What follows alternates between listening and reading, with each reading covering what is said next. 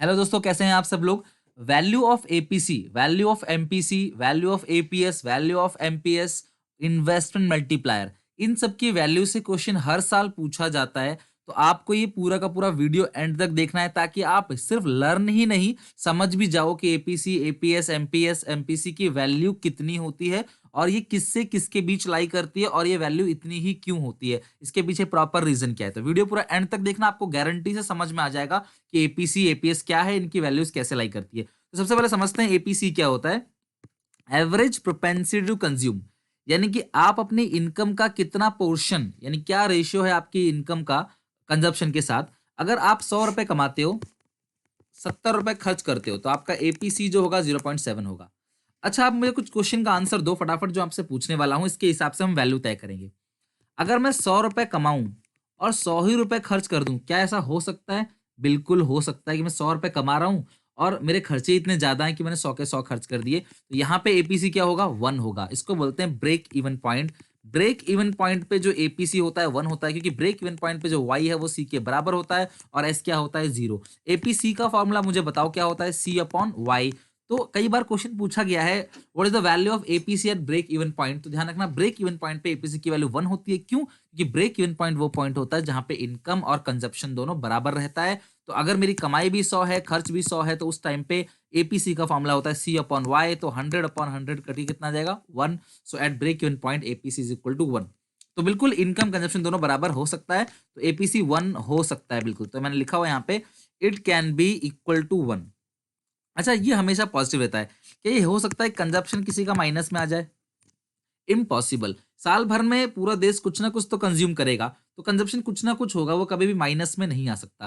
क्या कंजप्शन कभी जीरो आ सकता है? Not possible. कंजप्शन कभी जीरो भी नहीं आ सकता, क्योंकि इंसान चाहे बचाए ना बचाए, कंजप्शन तो जरूरी है। चाहे इनकम, जैसे मान लो इनकम है, अगर आपकी इनकम भी जीरो है ना, तब भी कंजप्शन जीरो नहीं होगा, तब भी कंजप्शन कुछ ना कुछ होगा। क्योंकि क्लास इंसान को जीने के लिए जो मिनिमम रिक्वायरमेंट है, वो इंसान या तो बोरो करेगा या पास सेविंग से यूज करेगा। कंजप्शन कभी भी जीरो नहीं हो सकता, ये हमेशा क्या रहता है? पॉजिटिव। जब कंजप्शन ही पॉजिटिव है तो एपीसी भी क्या होगा? हमेशा पॉजिटिव होगा। तो पहला पॉइंट कि एपीसी की वैल्यू हमेशा क्या होगी? पॉजिटिव होगी, और ये कभी भी जीरो नहीं होगी। It can never be zero, क्योंकि क्लास सी कभी जीरो नहीं होता। जब न्यूमरेटर ही कभी जीरो नहीं होगा, तो डिनोमिनेटर भी कभी जीरो नहीं होगा। It can be equal to 1। ये हमेशा सॉरी, ये 1 के जो एपीसी है वो 1 के बराबर भी हो सकता है। क्यों? क्योंकि एपीसी जो है वो सी अपॉन वाई है, और सी और वाई दोनों इक्वल हो सकते हैं, तो एपीसी 1 है। अब दूसरा क्वेश्चन, क्या ये हो सकता है कि आपकी इनकम 100 है पर आपकी कंजम्पशन 220 है? मेरी इनकम 100 रुपए है, लेकिन मुझे मिनिमम रिक्वायरमेंट जो है, मेरी बॉडी को जो मिनिमम रिक्वायरमेंट है वो है 120 रुपए की। तो ये बिल्कुल हो सकता है कि आपकी इनकम 100 है लेकिन आपका कंजम्पशन कितना है? 120। तो ऐसा बिल्कुल हो सकता है। तो इस सिचुएशन में आपका एपीसी क्या हो जाएगा? 1.2। यानी क्या एपीसी मोर देन 1 हो सकता है? हाँ, बिल्कुल हो सकता है मोर देन 1। अब आप बोलोगे सर, कमाई 100 रुपए की है और आपका कंजप्शन है 120 रुपए का, तो आपने कंजप्शन किया कैसे? पास्ट सेविंग या बोरोइंग।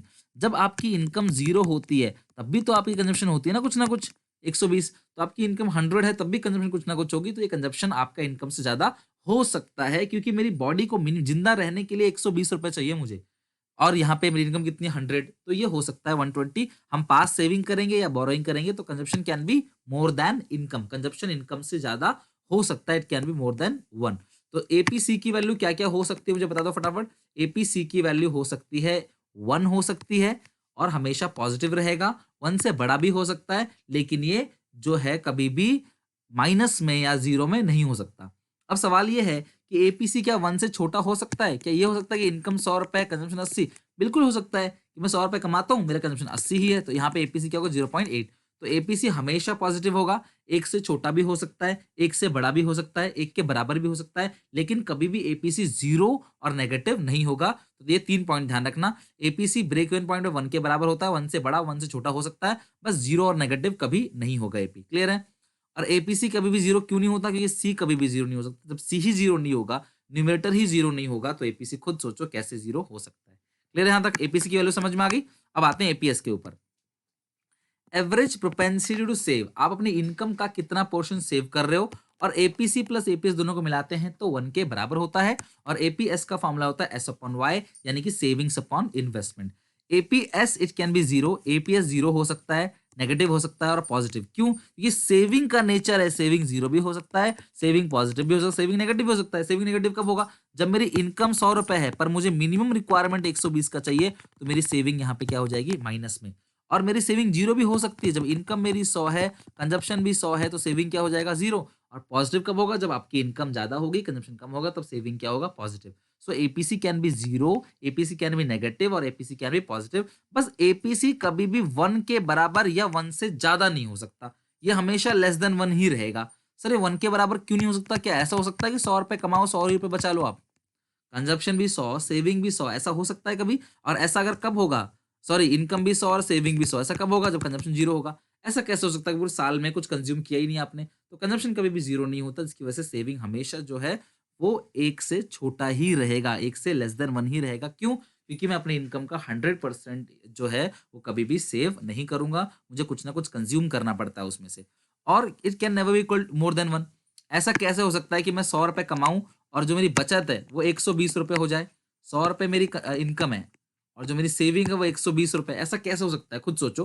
क्या मैं उधार लेके पैसे बचा सकता हूँ? क्या मैं किससे उधार लूँ कि मुझे उधार दे दो? मुझे पैसे जोड़ने, बचाने के लिए उधार कभी नहीं मिलता, कंजप्शन और इन्वेस्टमेंट के लिए उधार मिलता है, ठीक है? तो यहाँ पे एपीसी जो है, एपीएस जो है वो कभी भी 1 या 1 से बड़ा नहीं हो सकता, ये 1 से छोटा होगा हमेशा। और it is always less than 1, क्योंकि एपीसी और एपीएस दोनों को मिला के 1 के बराबर होता है। अगर एपीएस 1.5 हो गया तो एपीसी माइनस का 0.5 आएगा, ध्यान रखना। अगर ये माइनस का आ गया तो यानी कि नेगेटिव, जो कभी भी एपीसी नहीं होता। एपीसी अगर 2 हो गया तो एपीसी -1 होगा। क्या होगा? -1।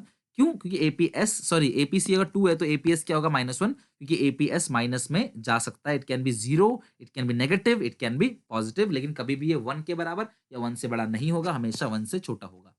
अगला है एमपीसी की वैल्यू। आप ये प्लीज यहाँ पे जो ब्लॉक बना रहा हूँ देख लो।